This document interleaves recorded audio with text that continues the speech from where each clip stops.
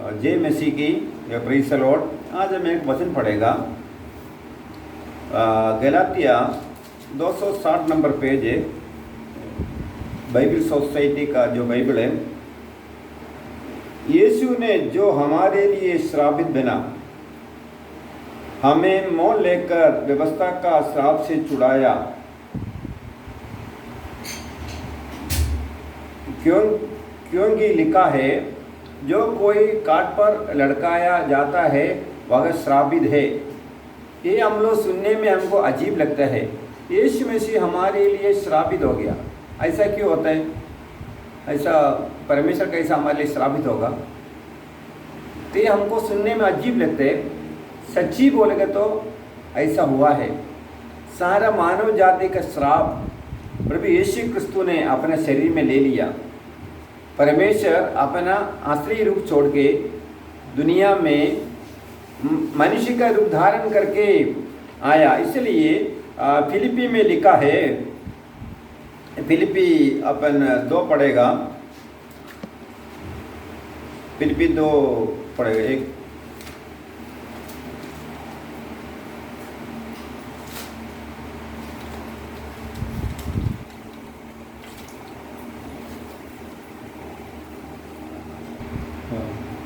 फिलिपी में इसे लिखा, फिलिपी 2:272 पेज नंबर, फिलिपी दूसरा अध्याय 2:6 में लिखा, जिसने परमेश्वर का स्वरूप होकर भी परमेश्वर का तुल्य होने को अपना वंश में रखने का वस्तु न समझा, वरनु अपना आप को ऐसा शून्य कर दिया। कौन? यीशु। और दास भी स्वरूप धारण किया और मनुष्य का समानता में हो गया, और मनुष्य का रूप में प्रकट होकर अपने आप को दीन किया, और यहाँ तक आज्ञाकारी रह की मृत्यु क्रूस को मृत्यु का सह लिया। इस कारण परमेश्वर उसको अति महान किया और उसका वह नाम दिया जो सब नाम से श्रेष्ठ है। क्योंकि प्रभु यीशु क्रिस्तु सारा मानव जाति का श्राप उठा लिया। उत्पत्ति किताब में हम 3 अध्याय में पढ़ता है, आदम हव्वा को परमेश्वर मट्टी से बनाया, बाकी सबको परमेश्वर अपना मुंह से हुक्म करके बनाया। परमेश्वर उत्पत्ति 2 अध्याय में मट्टी लेकर परमेश्वर रूप बना के उसका अंदर श्वास फूका, ऐसा मनुष्य को पहले आदम को बना दिया। आदम को बेहोश करके परमेश्वर फसली निकाल कर स्त्री को बना दिया। 3 अध्याय में क्या किया? मनुष्य और स्त्री दोनों मिलकर किया, पाप किया। 3 अध्याय में पढ़ेगा तो मालूम पड़ता है, परमेश्वर स्त्री को और आदम को हव्वा को बोला, उसको परमेश्वर दोनों को बगीचे में रखा। रखने का समय परमेश्वर ने बोला, सब झाड़ का फल तुम खा सकते हैं, एक झाड़ का फल है वो तुम नहीं खाने के लिए बोला। एक दिन क्या हो गया, बीच में सांप आके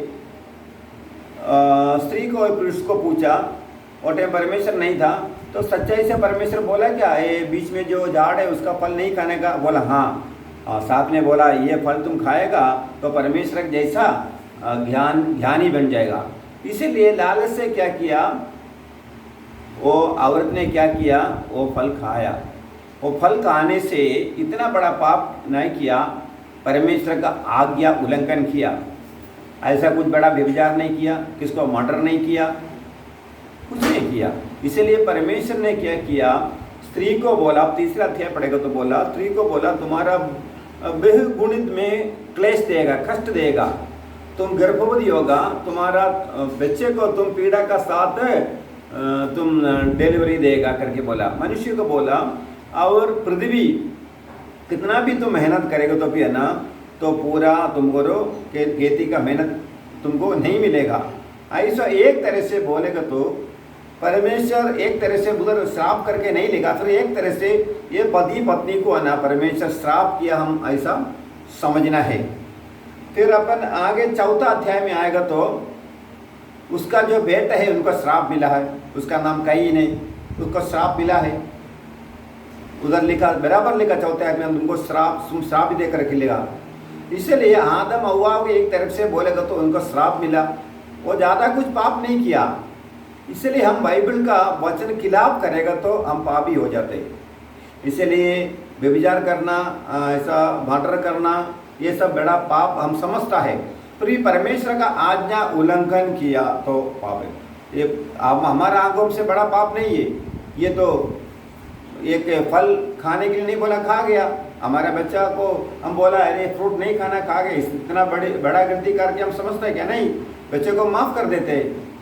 फिर ये परमेश्वर क्या किया, वो पति पत्नी को एक तरफ से बोलेगा, तो उधर ऐसा नहीं लिखा श्राप करके, फिर भी उसको बोला, स्त्री को बोला तुमको बहुत तकलीफ होगा, मनुष्य को बोला तुम कितना भी खेती करेगा तो पूरा फल तुमको नहीं मिलेगा, पश्चिमा निकाल के तुमको काम करना पड़ेगा। इसलिए परमेश्वर क्या किया, वो सुंदर बगीचे से परमेश्वर का उपस्थिति से वो आदम हव्वा को बाहर भगा दिया।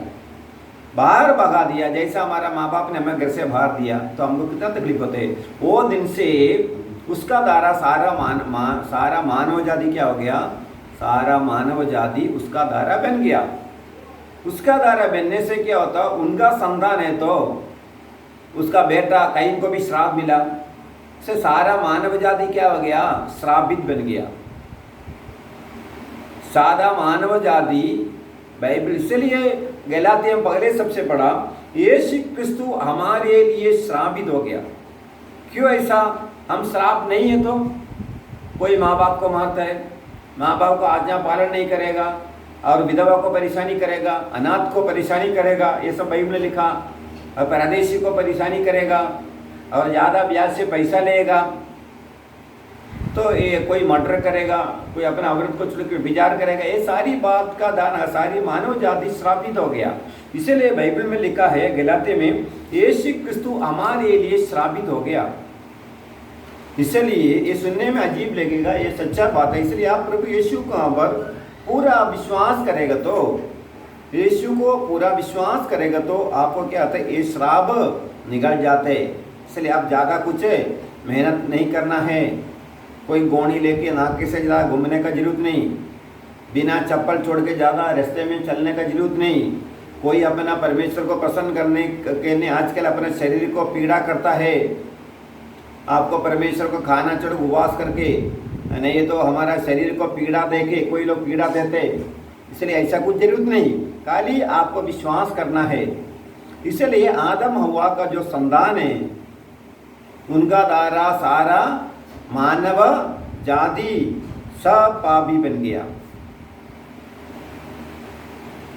सारी पापी गया। इसलिए यीशु पर पूरा विश्वास करेगा तो क्या होते, हमारा श्राद्ध पाप निकल जाते। पाप श्राप निकल गया तो हमारा पाप भी पूरा निकल जाते।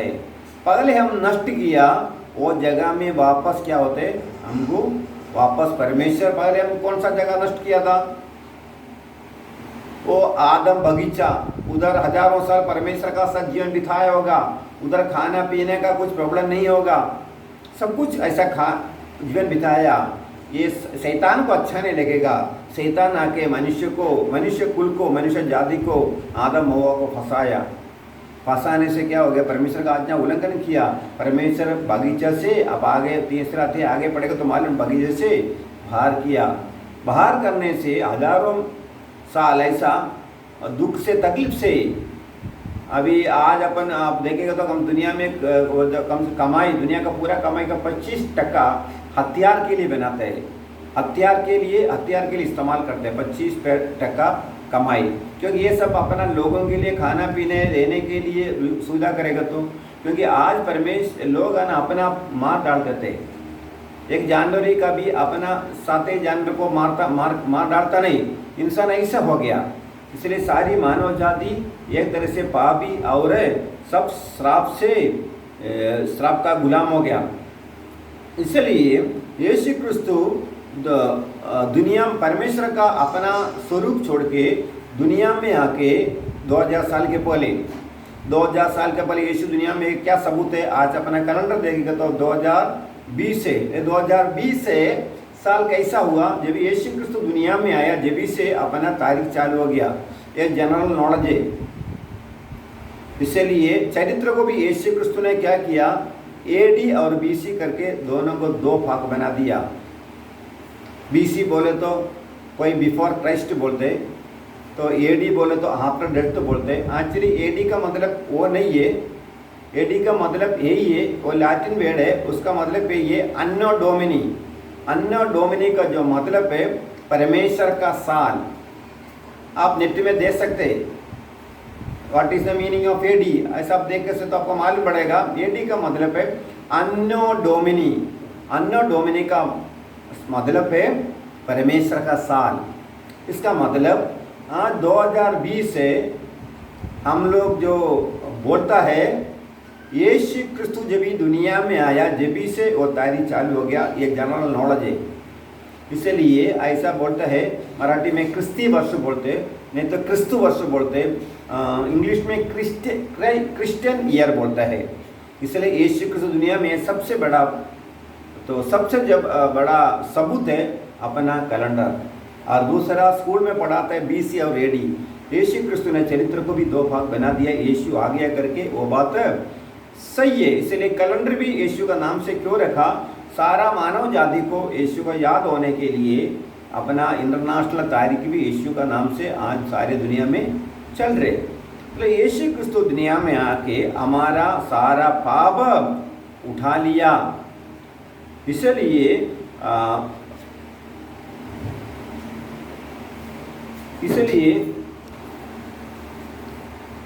इधर दूसरा कोरिन्थियों 5 में लिखा है, 5:19 में लिखा है, और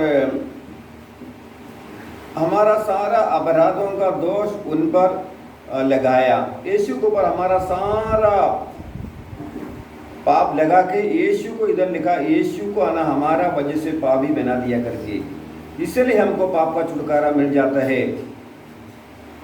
इसलिए 5:17 में लिखा, अगर यीशु पर विश्वास करेगा, इसलिए यदि कोई मसीह में तो वह नई सृष्टि है, पुरानी बात बीत गई है, देखो सब बातें नई हो गई है। ये सब बातों परमेश्वर का ओर से हूँ। इसलिए यीशु पर कोई विश्वास करेगा तो पूरा नया सृष्टि बन जाता है। इसलिए हम पहले हम सुना यीशु क्रिस्तु हमारे लिए श्रापित हो गया, इसलिए हम प्रभु यीशु को पूरा तरह से हमारा सारा पाप कबूल करके, प्रभु यीशु मैं पापी हूँ, मेरा सारा पाप आपका समय कबूल करता है, मेरा हृदय में आ जाओ करके आप लोग अपना किधर अपना घर पे बैठा है, आप किधर बैठा है उधर बैठ के बोलेगा तो काफ़ी है, ज़्यादा इसके ज़्यादा कुछ बोलने का नहीं है। इधर लिखा है अपना पाप कैसा कबूल करना करके लिखा है। रोमियो किताब 10:9 में लिखा, कैसा यीशु को स्वीकार करना है कि यदि तू अपने मुंह से यीशु को प्रभु जानकर अंगीकार करे और अपना मन से विश्वास करे कि परमेश्वर उसे मरे हुए में से जिलाया, तो तू निश्चय उद्धार पाएगा। निश्चय उद्धार पाएगा मतलब अभी तक जो कुछ पाप किया उसको आपको मुक्ति मिलेगा। उद्धार का मतलब पाप का मुक्ति आपको जरूर मिलेगा। अब क्या बोलना पड़ेगा, यीशु क्रिस्तु 2000 साल के पहले दुनिया में मेरा पापों के लिए आया करके अपने हृदय में विश्वास करना है। यीशु को फोटो लगाने का कुछ जरूरत नहीं है आपको, यीशु को फोटो लगाकर यीशु का माँ का फोटो लगाने का कुछ जरूरत नहीं, खाली आप इतना ही बोलना है। तो प्रभु यीशु 2000 साल के पहले आप दुनिया में आया, मैं विश्वास करता हूँ, मेरा सारा पाप आप उस पर मेरा उठा लिया, मैं विश्वास करता हूँ, आप मेरे लिए लहू बहा के आप मर गया है, अब तीसरा दिन आप जिंदा हो गया, ऐसा तुम विश्वास करना है। प्रभु यीशु बोलना, प्रभु यीशु ये बात में विश्वास करता है, फिर बाद में बोलना, प्रभु यीशु आप मेरा हृदय में आ जाओ, तुरंत आपका परमेश्वर का यीशु का आत्मा तुम्हारा अंदर आ जाएगा। रोमियो 10:9 कि यदि तू अपने मुंह से यीशु प्रभु जानकर अंगीकार करे, अपना मुंह से बोलना, मुंह खोलना पड़ेगा आपको, मुंह से बोलना पड़ेगा, और अपना मन से विश्वास, हृदय मन बोलते हो, अपना हृदय से विश्वास करे कि परमेश्वर ने उसे मरे हुओं से जिलाया, तीसरा दिन प्रभु यीशु को जिंदा किया, तो तुम निश्चय उद्धार पाएगा। उद्धार का मतलब आपका पाप का मुक्ति मिलेगा। क्योंकि आगे लिखा, क्योंकि धार्मिकता, इसका मतलब धार्मिक होने के लिए, श्राप किया व्यक्ति, पाप किया व्यक्ति धार्मिक मिलने के लिए क्या करना पड़ेगा लिखा, आप कुछ नहीं बोलने का, अपना मुंह से बोलने का। क्योंकि धार्मिकता के लिए मन से विश्वास किया जाता है, आपके हृदय में विश्वास किया जाता है, और उद्धार के लिए, उद्धार का मतलब पाप का मुक्ति के लिए मुंह से अंगीकार किया जाता है। किसको अंगीकार किया? यीशु मेरा परमेश्वर करके अपना हृदय से अंगीकार किया जाता है। क्योंकि आगे क्या लिखा, क्यों पवित्र शास्त्र यह करता है, जो कोई यीशु पर विश्वास करेगा लज्जित नहीं होगा। इसका मतलब प्रभु यीशु को अपना सारा पाप कबूल करके प्रभु यीशु को अपना परमेश्वर का अपना हृदय में बुलाना। आप बोलेगा, ऐसा बुलाएगा, आप घर पे कोई भी जगह में बैठना है, एक जगह में बैठ के आप कोई भी जगह आँख बंद करेगा तो अच्छा है, आँख बंद करके अपना घर पे, नहीं तो गार्डन में, नहीं तो किधर में, एक शांति से बैठ के प्रभु यीशु मेरा सारा पाप मैं कबूल करता हूँ। आप मेरे लिए 2000 साल का पहले दुनिया में आया, मेरा सारा पाप, मेरा बीमारी, यीशु सारा पाप नहीं बीमारी पे उठा लिया, तुम्हारा बीमारी पे उठा लिया। इसलिए पाप, बीमारी, श्राप, विशेष है 3 बात बोले तो अच्छा है। शाप, बीमारी, पाप, तीनों प्रभु यीशु आपका शरीर में मेरा उठा लिया, तो मेरे लिए लहू बहा के आप मर गया। यीशु क्यों मर गया? हम लोग मरना मांगता है, वह जगह में यीशु मर गया। इसलिए परमेश्वर मर नहीं सकते, उसका शरीर मर गया, उसका आत्मा पाताल में गया। परमेश्वर है ना, मर नहीं सकते। बहुत लोग सवाल पूछते हैं, परमेश्वर कैसा मरेगा, तुम्हारा यीशु कैसा मर गया? परमेश्वर कैसा? परमेश्वर मरा नहीं, उसका शरीर, हम शरीर से पाप किया, इसलिए यीशु को शरीर को दंड दिया। हम शरीर से पाप करता है, इसलिए यीशु को शरीर को दंड लिया। यीशु का शरीर मर गया, उस यीशु का आत्मा पाताल में गया करके पहले पत्र 3 अध्याय में लिखा, आप पढ़ के देखो। इसलिए यीशु का शरीर 2000 साल के पूर्व यीशु दुनिया में आया, यीशु मेरा सारा पाप लेके आप मेरे लिए खून बहा के मर गया, कुर्बानी हो गया। आपको मरने का बाद यीशु को बाइबल में लिखा गाड़ा गया। ऐसा मट्टी ने, ऐसा वो पत्थर का, आजकल का जो मट्टी निकाल के नहीं किया, उधर पत्थर का कुछ बनाया था, खोद के उसका अंदर यीशु का गाड़ा गया। 3रा दिन में यीशु जिंदा हो गया। बहुत लोग बोलते हैं विश्वास कर नहीं सकते, वैज्ञानिक साइंस बोलते विश्वास नहीं कर सकते। सबसे बड़ा बात है यीशु जिंदा हो गए, सबसे बड़ा। इसलिए 2000 साल से यीशु क्रिस्तु का कलीसिया, यीशु का चर्च अभी आगे बढ़ता है। कम से कम मेरा हाथ का बाइबल है, कम से कम 3000 भाषा में है ना प्रिंटिंग करता है। आप आपका जो नेट में आप चेक करो तो मालूम पड़ेगा ये बाइबल कितना भाषा में भाषांतर होता है करके, ट्रांसलेशन होता है करके, अपने कम से कम 3000 भाषा में ये बाइबल प्रिंटिंग होता है। क्यों प्रिंटिंग होता है? तो यीशु मर गया व्यक्ति के बारे में क्यों इतना प्रिंटिंग होने का? यीशु जिंदा हुआ। आजकल यीशु का प्रचार 24 घंटा कई टीवी में चालू रहता है। ये प्रचार करने के लिए बहुत विरोध होता है, फिर भी ये परमेश्वर का काम है, इसलिए प्रचार होते रहता है, वो कोई बंद कर नहीं सकता। बहुत लोग ये बंद करने के लिए सोचा, फिर भी 2000 साल से आना ये चालू रहता है।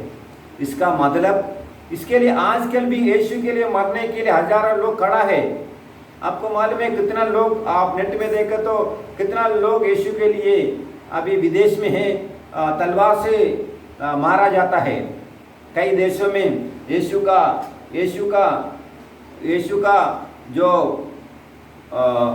जो विश्वास करता है, इसलिए कई लोग बोलता है, देश बोलता है यीशु का ये धर्म छोड़ दो तुमको। बहुत लोगों को मार डालता है, फिर भी लोग इनकार नहीं करते। आज भी यीशु क्रिस्तु के लिए हजारों लोग आना, हजारों लोग मर जाते हैं, मरने के लिए तैयार होके सारा दुनिया में खड़ा है। क्यों खड़ा है? यीशु जीव दे करके सबसे बड़ा सबूत है। और कम से कम 3000 भाषा में, भाषांतर में आज आपको बाइबल मिलेगा, और आपको टीवी में 24 घंटा ये मिल जाता है। इसलिए इतना बड़ा अगर मर गया व्यक्ति है तो इसका बारे में क्यों इतना प्रचार करने का, क्यों मरने का बाद यीशु जिंदा होकर के सबसे बड़ा सबूत है ये। 2000 साल से इतना इतना जबरदस्त प्रचार होता ना, कोई भी बंद कर नहीं सकते। ये परमेश्वर बाइबल में लिखा, ये परमेश्वर का काम है, कोई बंद कर नहीं सकते, तकलीफ दे सकते। इसीलिए हजारों लोग यीशु पर विश्वास करके आज शांति पाता है, बीमारी में चंगा पाता है, और दुष्टात्मा का पीड़ित से मानसिक विषय से चंगाई पाता है। इसलिए आप मिसी होगा तो भी आप दोबारा बात और तुम्हारी जिंदगी समर्पण करो। अब्राहम को 12 अध्याय में परमेश्वर ने बुलाया और वो अच्छा समर्पण किया है, फिर भी 17 अध्याय में परमेश्वर बोलते और एक बार समर्पण करो। इसका मतलब कभी कभी हमारा समर्पण मिसी लोगों का समर्पण और थोड़ा और दोबारा बार समर्पण करना पड़ता है, क्योंकि बीच में दुनिया में अपना जीवन चलने से क्या होता है, हमारा जीवन पाप से मिसी का जीवन भी कभी बिगड़ जाता है। इसलिए दोबारा बार भी आना आपको समर्पण करें तो उसमें कुछ गलत नहीं है। उसमें बाइबल में बहुत प्रूफ है, क्योंकि पत्रोस को मत्ती 26 अध्याय में पत्रोस के इनकार किया, पत्रोस यीशु के इनकार किया, 3 बार इनकार किया। आपको सबका मालूम है 3 बार पत्रोस यीशु के इनकार किया, बाद में बहुत रोया, रो रह के दोबारा बार मन फिरा के दोबारा बार यीशु को समर्पण किया। ये बाइबल लिखा दोबारा बार समर्पण किया, तो यीशु क्या किया, उसको इस्तेमाल किया। और प्रकाशित वाक्य में 3 अध्याय में लिखा है, तो कलीसिया को लिखा है,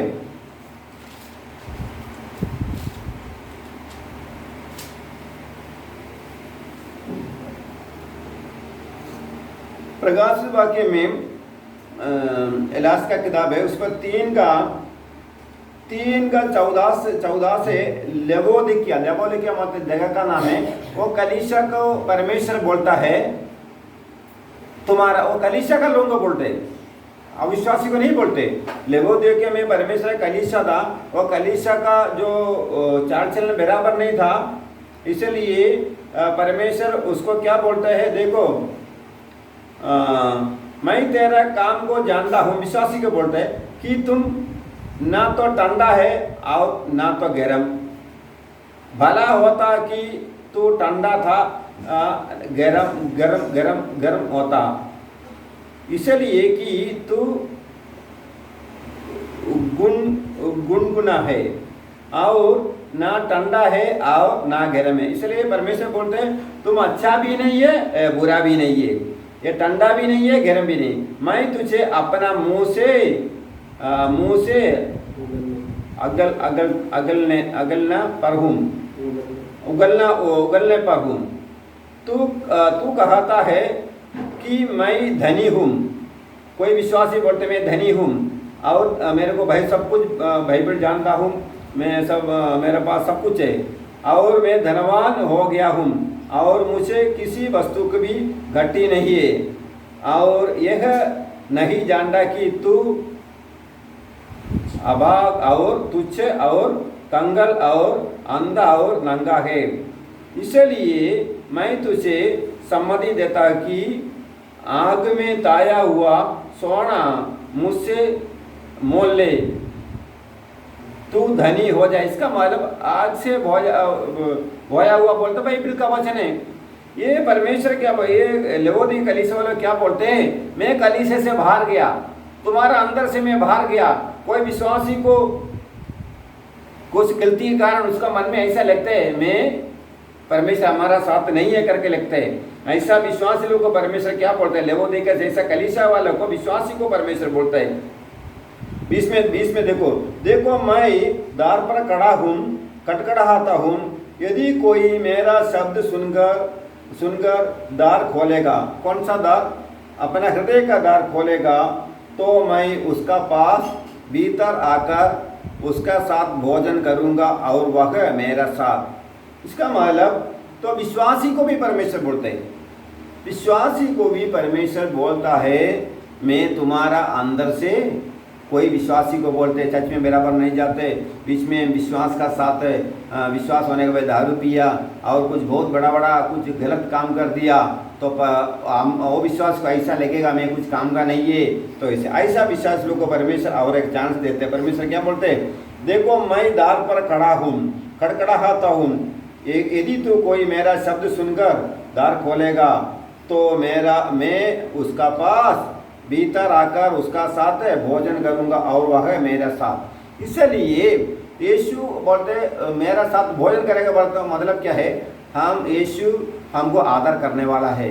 और कोई विश्वासी पीछे गया, उनको लगता है उनका प्रार्थना नहीं सुनते है, तो ऐसा कोई कलीसिया कोई विश्वासी ऐसा तुमको लगता है तो और दोबारा बात प्रभु से बोलो, मेरा सारा पाप मैं कबूल करता हूँ, मेरा जो कुछ पाप है, जो श्राप है, पर जो कुछ है परमेश्वर मैं आपका सामने कबूल करता हूँ, मेरा हृदय में आ जाओ परमेश्वर। अभी दोबारा बार पवित्र जीवन बिताने के लिए परमेश्वर हमको मदद करो करके नया सृष्टि, जैसा दूसरा कुरिन्थी 5:17 में लिखा, मैं नया जो कुछ यीशु, जो व्यक्ति यीशु में आएगा तो नया सृष्टि हो जाता है, पुराना सब बीत गया। ऐसा पूरा तरह से आप विश्वास करेगा तो जरूर आना आप नया सृष्टि बन जाएगा। पहले तुम्हारा मन का जो खुशी निकल गया, दोबारा बार कैसा है वो खुशी आपको मिल जाएगा। बोलने के वाले पहले आदम हवा को परमेश्वर बगीचा से भगाएगा। यीशु क्रिस्तु आके क्या किया, उनका संतान को वापस पहले नष्ट किया जगह में वापस लेके जाता है। इसलिए हमारा पहले पूर्व पिता, पहले हमारा आदम और हवा पहले पाप करके परमेश्वर का वस्तु को नष्ट कर दिया, तो दोबारा बार उसका संतान है सारा मानव जाति, हम लोग दुख से कष्ट जीवन बिताता है। इसलिए प्रभु यीशु अपना परमेश्वर अपना रूप बदल के दुनिया में यीशु करके आके हमारा सारा पाप उनका बदन में आदम हवा का सारा संतान को सारा पाप उनका शरीर में उठा के दोबारा बार यीशु का लहू से हमारा सारा पापों को, आदम हवा का सारा पापों का मुक्ति देके दोबारा बार आदम हवा ने नष्ट किया वो जगह में वापस लेके जाएगा। तो हमारा वापस जो नष्ट किया आदम हवा का नष्ट हो गया, वो जगह वापस मिल जाता है यीशु हमारे। इसलिए पहले हमारा परमेश्वर आदम हवा को कैसा सृष्टि करके हजारों साल खुशी से जीवन बिताता था, हजारों साल खुशी से जीवन बिताने के बाद आदम हवा पाप किया, बाद में अपना जगह नष्ट कर दिया पाप करके। इसलिए यीशु क्रिस्त ने दोबारा बार आके दुनिया में आके सारा मानव जाति को पाप उठा के उनका हाथ पकड़ के पगले नष्ट किया, वो बगीचा में परमेश्वर का उपस्थिति में लेके जाते हैं। देखो पिता परमेश्वर को बोलेगा, देखो ये मेरा बेटा हूँ, इसके लिए मैं लहू बहाया, ये मेरे ऊपर विश्वास करता है। ऐसा करके यीशु हाथ पकड़ के पिता का पास आपको लेके जाके बगीचा में आपको छोड़ देगा। तो आपका अभी तक जो कुछ आप पाप किया सब माफ होके आपका जीवन में शांति समाधान, आपका परिवार में आपका जीवन में शांति समाधान बरकत जरूर है। लॉकडाउन का समय में परमेश्वर जरूर देगा। इसलिए लॉकडाउन का टाइम हमारा जिंदगी का सारा लोक शैतान जो रखा आप पूरा तरह से प्रभु यीशु को स्वीकार करेगा तो परमेश्वर सारा तुम्हारा लोक क्या हो जाएगा, खोल देगा। इसलिए परमेश्वर ने क्या बोला, मत्ती में बोला, दुनिया में जो बांधेगा तो खुला करेगा, जो स्वर्ग में जो बांधेगा पृथ्वी में खुला करेगा, पृथ्वी में जो बांधेगा स्वर्ग में खुला होएगा बोला। इसलिए यीशु का नाम से सारा परमेश्वर बंधन से आपको मुक्ति देके, प्रवेश मुक्ति देके और तुम्हारा जीवन में शांति समाधान बरकत जरूर आपको देगा। इसलिए बात अच्छा से समझना, पहले हमारा पूरा तरह से हम विश्वास करेगा तो यूहन्ना पत्र पहले यूहन्ना में लिखा है यीशु का लहू से सारा पापों को मुक्ति मिल जाते। पहले यूहन्ना 1:7 में लिखा है यीशु का लहू से सारों पापों को मुक्ति मिल जाता है। इब्रानियों को 8:12 में लिखा है तुम्हारा पाप में आगे याद नहीं करेगा, तुम्हारा पाप में, ध्यान से सुनो, तुम्हारा पाप आगे में याद नहीं करेगा। यीशु बोलते एक बार तुम्हारा पाप में माफ कर दिया तो आगे में तुम्हारा पाप याद नहीं करेगा। कितना अच्छा बात है। फिर आप परमेश्वर से कुछ मांगेगा तो परमेश्वर नहीं बोलेगा, मैं तुम पाप किया था ना इसलिए मैं नहीं देगा। नहीं, यीशु के लहू का द्वारा तुम्हारा सारों पापों का मुक्ति परमेश्वर आपको दे चुका है। इसलिए आप पूरा तरह से आप कुछ मेहनत करना, अब शरीर को ताड़न देना और कुछ गोने उठा के नाके से 50 किलो 100 किलो घूम के ऐसा कुछ, तो तुम्हारे लिए जो ताड़न परमेश्वर देना मांगता था वो तब ताड़न यीशु ने ले लिया। इसलिए खाली आप यीशु पर विश्वास करेगा तो तुम्हारा सारा दंड यीशु ने ले लिया, इसलिए आपको कुछ दंड नहीं मिलेगा अभी। इसलिए यीशु पर पूरा आप विश्वास करके प्रभु यीशु को सारा पाप कबूल करके प्रभु यीशु मेरा हृदय में आ जाओ, इतना बोलने का, कुछ ना कुछ नहीं बोलने का।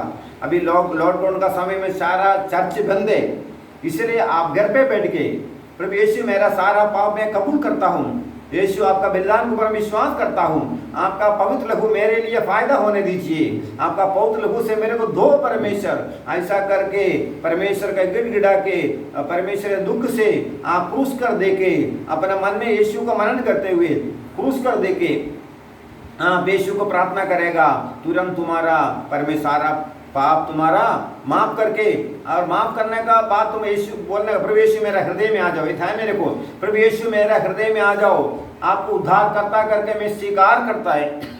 ये आपको मन में लास्ट में आप बोलना है, सारा पाप कबूल करके प्रभु यीशु मेरा हृदय में आ जाओ।